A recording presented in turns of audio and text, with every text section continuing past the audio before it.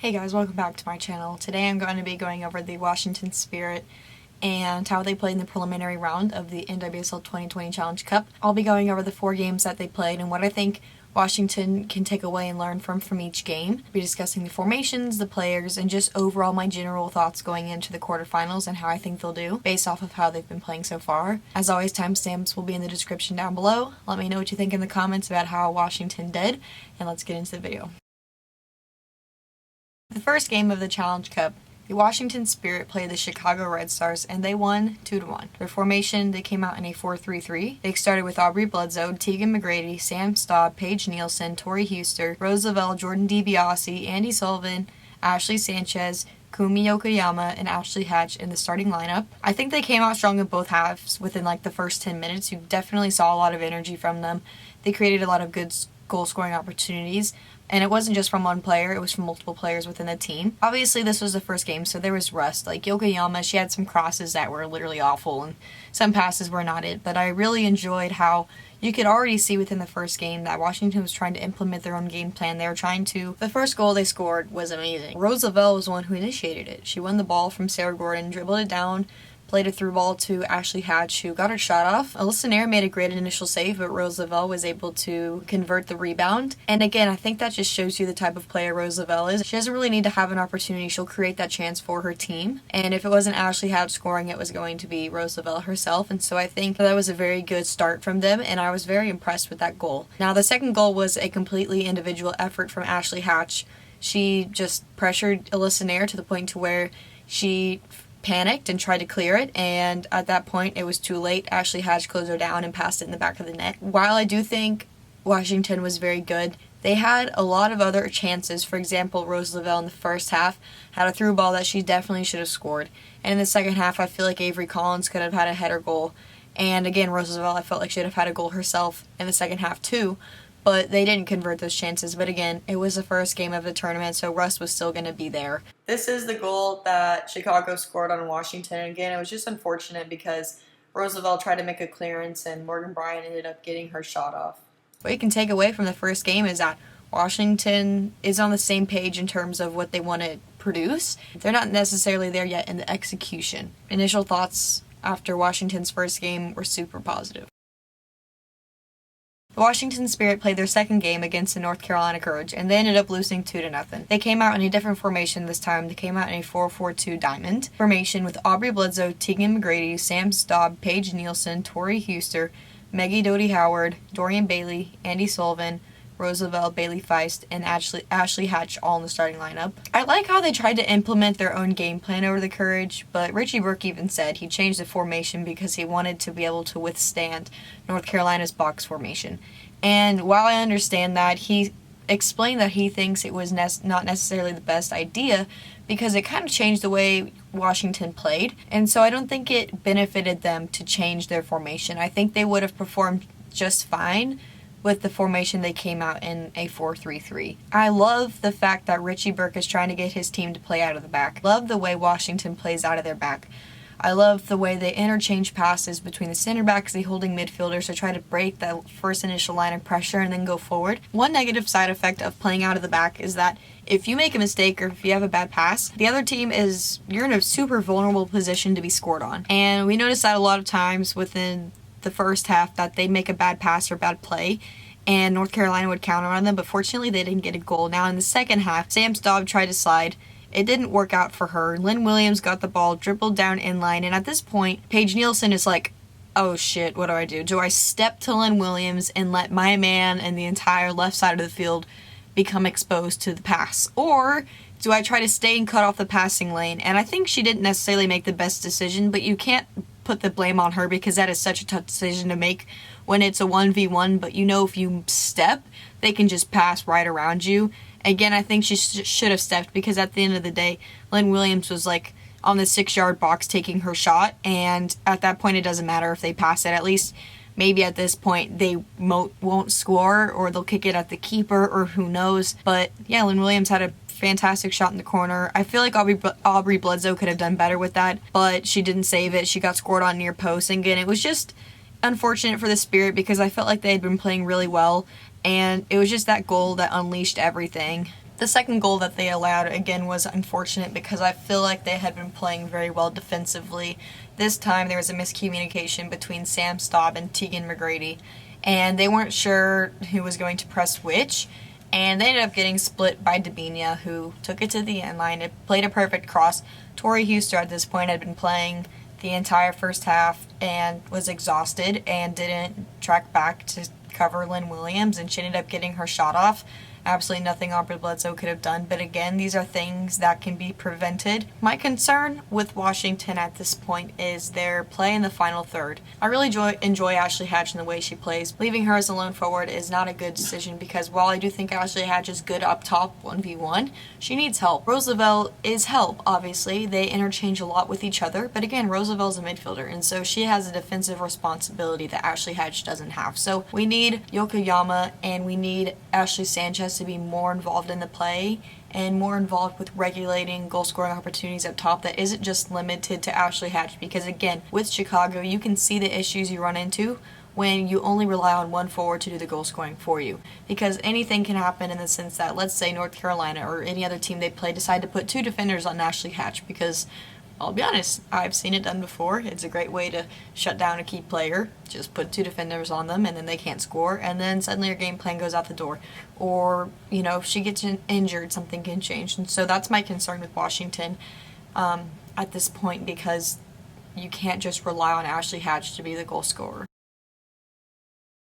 The third game the Washington Spirit played was against the Portland Thorns, and they tied 1-1. They came out in a 4-3-3 lineup. The starting lineup was Aubrey Bledsoe, Tegan McGrady, Sam Staub, Paige Nielsen, Natalie Jacobs, Bailey Feist, Andy Sullivan, Jordan DiBiase, Ashley Sanchez, Kumi Yokoyama, and Avery Collins. So over this tournament, we've seen Washington try to play out of their back, which again, like I mentioned earlier, is a tactic that I think is fine. But if you don't have the right personnel to make the transition from your defensive possession to your offensive possession, you won't get out of your defensive third, especially if the team you're playing is playing a very good high press that is consistent in all lines of their press. So for example, Portland's really good at that. And in this game we totally saw that. The Spirit couldn't get out of their own half in the first half, and although they did create some scoring opportunities, Portland definitely had majority of the ball. They definitely had majority of the opportunities,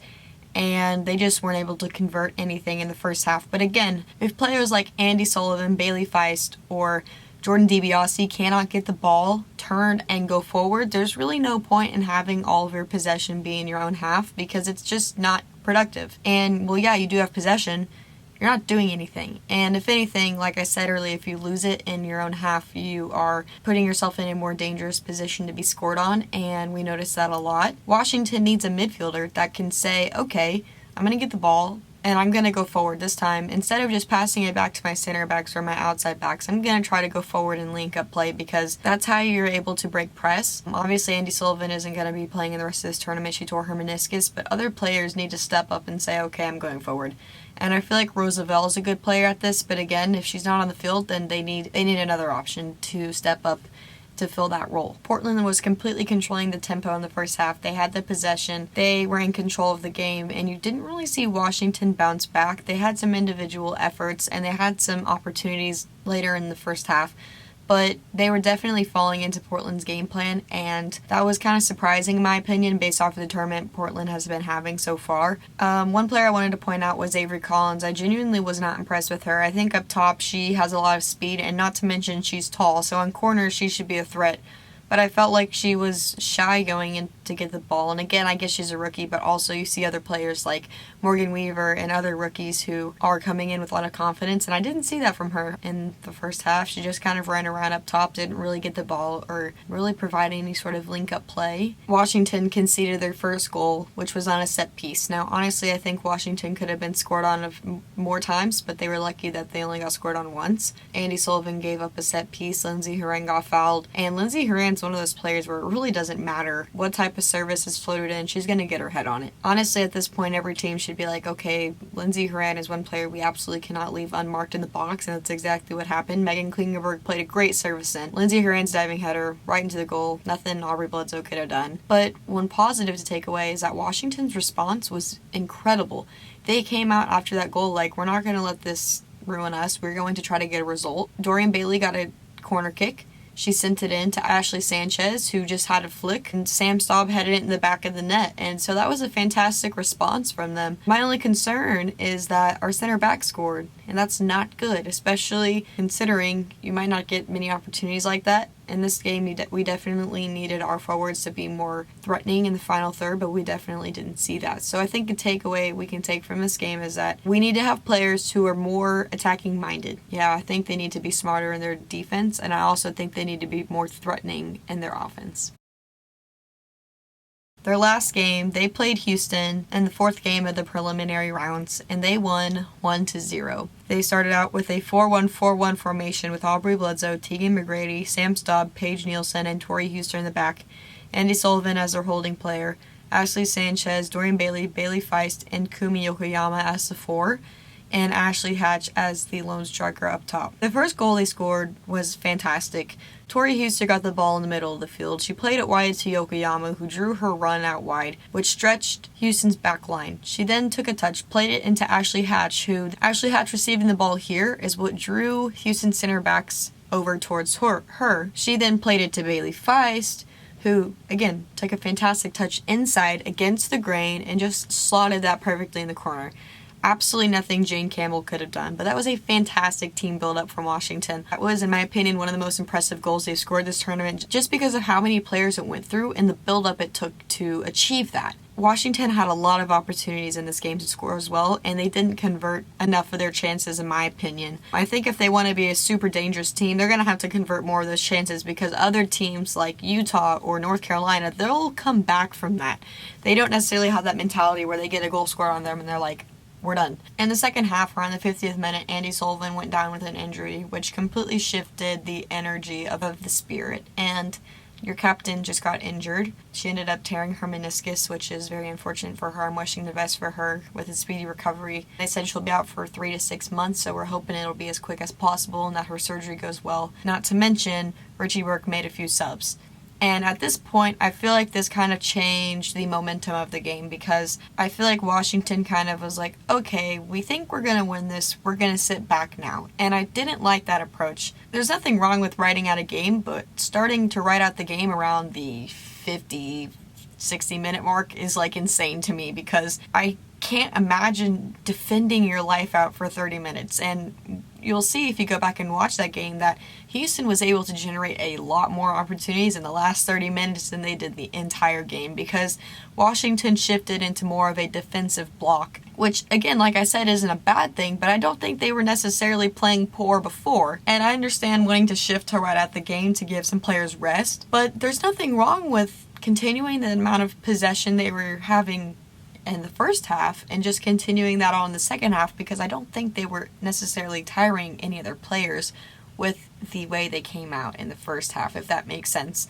So I don't think that was necessarily the best decision. I think they could have moved to that defensive shift maybe around the 70th minute, but they were able to get the result that they wanted, and they did ride out that game, which was very positive from them. Overall, I think it was a great team performance. The one thing that I took away from this game is that the Spirit have to be more threatening in the final third. They have to convert more of their chances. Overall, I think it was a really positive showing from them.